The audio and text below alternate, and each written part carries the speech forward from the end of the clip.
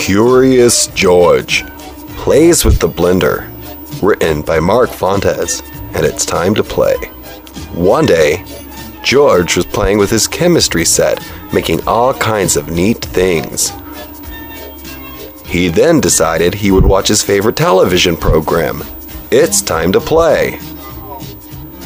Then, George decided he would unwind by smoking a J, a peace pipe, and drinking a 40.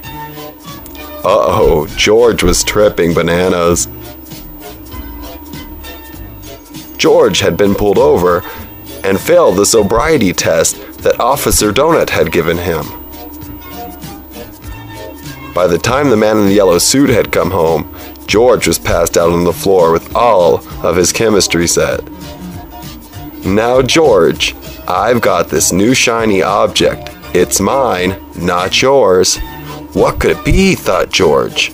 It's a shiny, pretty thing with a big red button.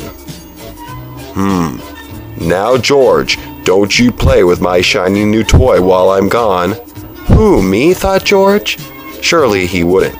Okay, goodbye, said George to the man in the yellow suit. George decided to remember what the man in the yellow suit had said and to play kick with his favorite red ball. Oops, it got away from him. Where could it be? Perhaps it landed inside of the shiny new object the man in the yellow suit had brought home. George thought, how could he get on top of the object? He remembered the man in the yellow suit kept all these sticky books under his mattress.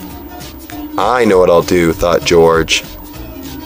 George got the books, stacked them one by one, sticky page by sticky page, on top of each other, until finally he was able to get on top and close to the shiny nice object. But where was the ball? Hey, there it is, thought George. Whoops! George was in trouble. Whew. That was a close one, thought George. George reached down for his shiny red ball and then saw a shiny red button.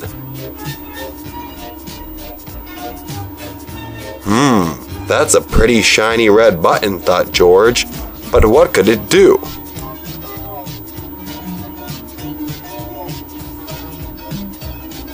George decided he would reach down, slowly with anticipation, and push the red button.